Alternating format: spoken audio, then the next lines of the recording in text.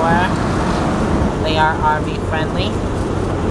It is a dirt lot for the free parking, and they also do have an RV park there located on the property.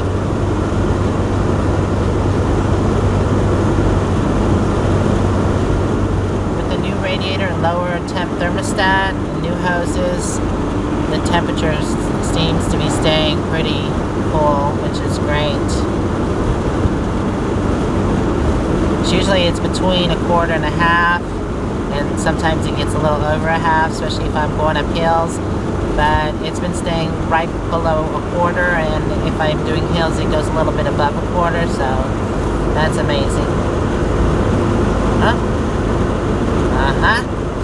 The check engine light just came on. I'm gonna have to take that by, see if I can find a shop. I still have to get that OBD reader, OBD1, but I'm gonna see if I can find a shop when I get to my destination that will have one and tell me maybe.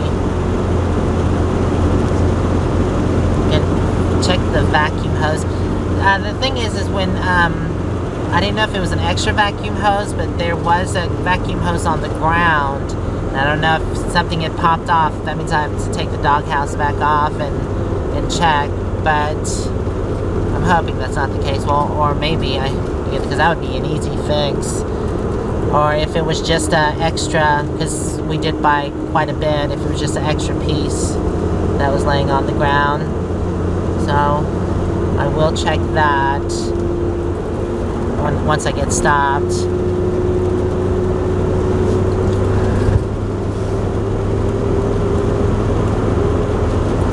So make sure it's not the vacuum hose, and also I will take it to have them put a OBD1 reader on it if I can find a place.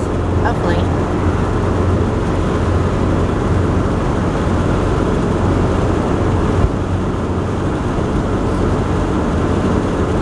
Bud Bay Road, Evergreen State College. So we have about 5 miles till we get on I-5, and we're gonna cut back up because we went around since we didn't take the toll bridge. So we've got to get on 5 and come up a little bit. We can take the toll bridge on the way back because it's a little shorter, not much, but there's only a toll if you're coming in to Tacoma, not if you're leaving. Tombwater 5 miles, Olympia 6.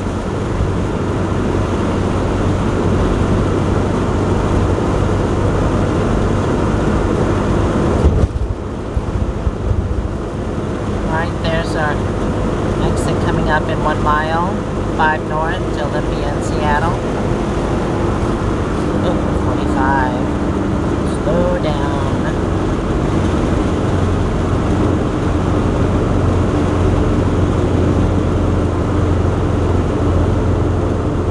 When we left last time, of course, we took the right lane because we were headed south, but use the left 2 lanes to take the I-5 north exit. Will do.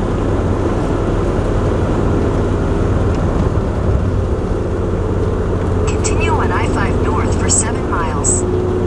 So we do not have that far left to go. 7.5 miles till our stopping point. Yay, traffic. I figured there would be some once we got on 5. Luckily we have less than 6 miles to go. Alright, well, go ahead. Good girl. Wow, she's excited. So we made it to our friend's house, and she's nice enough. She has a big backyard back there to let us stay here. I'm going to take Mumu for a quick walk because she's been such a good girl. And Mumu, good girl. And she's been a good girl and staying in the rig all day, so she deserves a little walkie-walkie. Right, Mumu? Yes. Anyways, about the RV, all in all, I'm happy it's not anything worse. It's just a little bad idle in the check engine light, which I can find out what the code is. I'm going to do a few things tomorrow. check all the vacuum hoses and make sure everything is connected properly, and then also make sure that O2 sensor, because we had to take it off, so I'm going to make sure that is plugged in right, because Scotty did it for me. I just want to make sure he didn't have his glasses on, so I just want to make sure he got it connected right.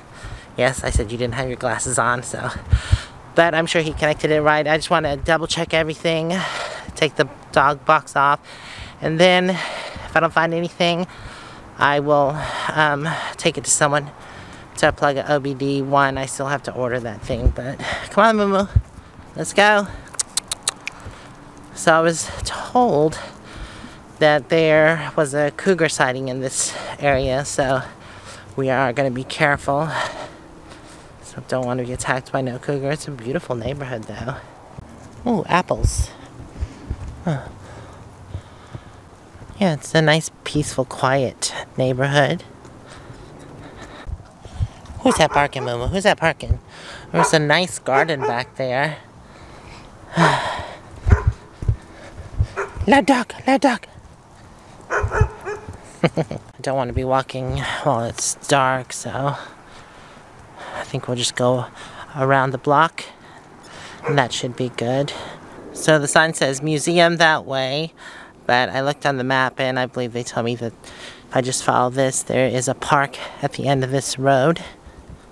So we're going to do that, then cut back up, and then around, and back to where we came from. Look, Momo, free furniture. That's cool. Oh, okay, well, there's supposed to be a way to, I think it's on the other side of this fence in the trees. Maybe the entrance for the park is down here. But we're not going to go anyways. We're just going to circle the block and go back. I don't want to be out during dark. Yep, I guess that's the park. Here's the south gate. I guess it requires a code to get in. What is it, Momo? Huh? Alright. Guess I could always bring Moo Moo here tomorrow. We can explore the park. I see a nice walking path. I guess that goes around the perimeter of the park. Well, it is dark out and there was no cougar attack, so we made it back safe and sound. Say bye, CL. Bye. Bye. Good morning, everyone. I've actually been here a couple days. It's been very peaceful here in the backyard. Hey, Olive. What you doing, honey? It has been very quiet and peaceful here in this neighborhood. I've been able to check a few things. I did check all my fluids and they were a bit low, so I did top those off. I was expecting that though, since everything had been changed out. I haven't been able to take off the dog box yet and check the vacuum hoses. I will do that later. I did check the O2 sensor and it is plugged in correctly. Seal was telling me that she does have a mechanic friend and he's fairly reasonable, so if everything checks out and I still can't find the problem, I probably will take it to him and have him look at it. But first, I want to just make sure everything that I can check is okay. Then I'll take it to him. It is a nice day here. Still a little cloudy, but the sun is poking through.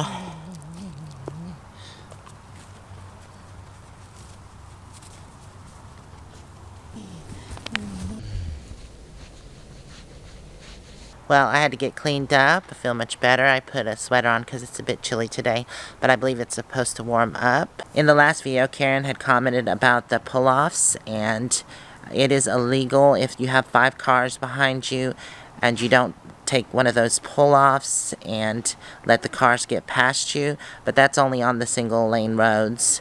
And if they have the signs in the pull-offs. So if there are less than 5 cars following you, I guess you don't have to pull off. But if you have more than 5 cars falling behind you, you need to use the pull off, let the traffic go by, and then you can continue on. Just like when there was an RV passing at the time, it had used one of those pull offs and let the traffic go by. Seal just made some wraps, and it's bacon, egg, and veggies with some sour cream. Yummy. She just cooked these on the stove top, the tortilla shells. They come raw, and she cooked them up. They just bubble up on the stove top. I already took a bite. It is yummy. got my drill out because I'm going to take the doghouse off and check and make sure there's no vacuum hoses that are unplugged and just go over. And then if not, like I said, I will take it to the mechanic and have them check it over with an OBD1. I might even see if there's a place around here. I did take a walk and there was an AutoZone. I asked them if they could plug in an OBD1, but they said they didn't have an OBD1, only an OBD2. So, yep, that's what I'm going to do. There's just 2 bolts here and 2 bolts below, and then the clamps that I have to take off to get this doghouse off.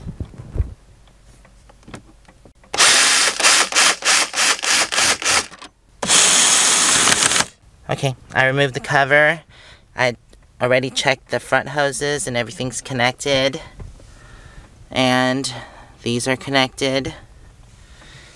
Everything looks good. So I'm going to start it and see if I hear anything.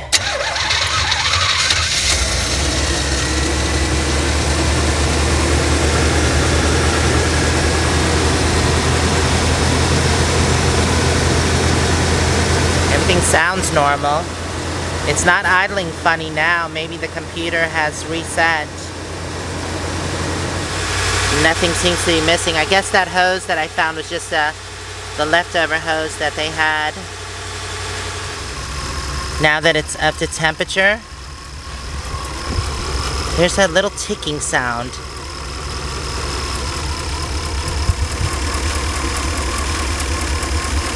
I wonder if it's the spark plug.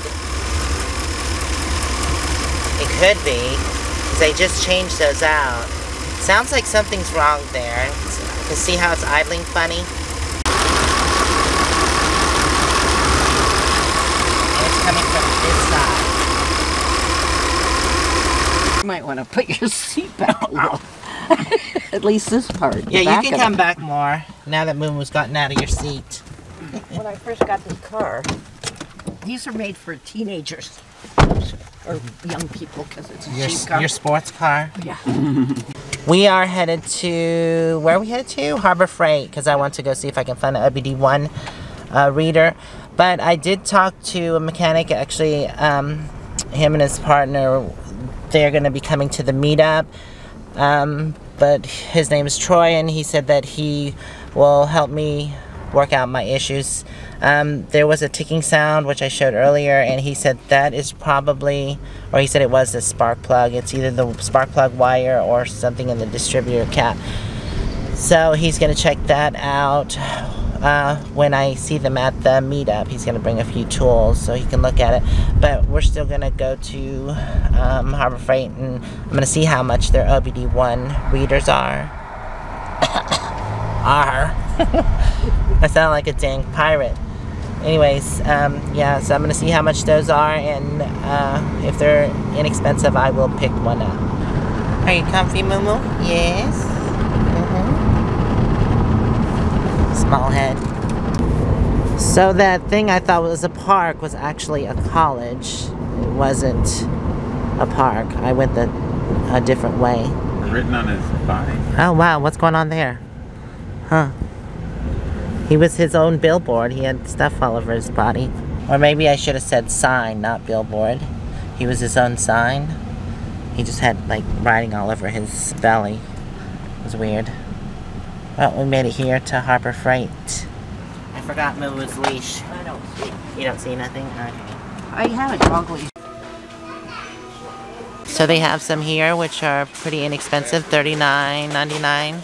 90 bucks, 125, they get more expensive, but they're OBD2 readers.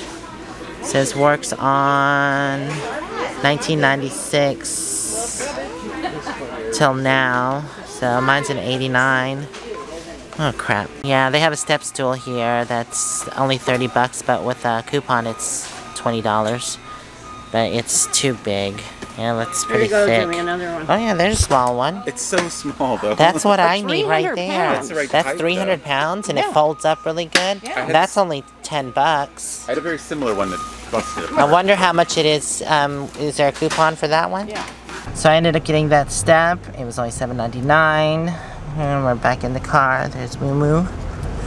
We're gonna go to an auto shop because that one, they had the right price. It's just they didn't have the OBD1, only the OBD2. So I should have just ordered it online when I had the chance, but I didn't do it, so oh well. I talked to Dave and also Troy, and they both think it's either the spark plug wire or spark plug.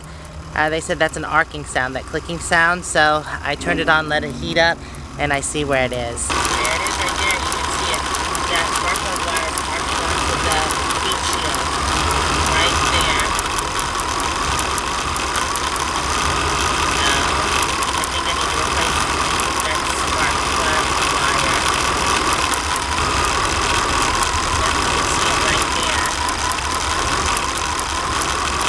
The new step that I bought is broken. The corner piece right there is broke off.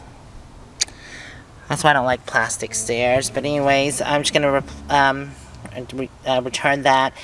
And since I'm out, I'm going to go buy some new spark plug wires and replace those. Oh, it's nice, bright, and sunny, and hot.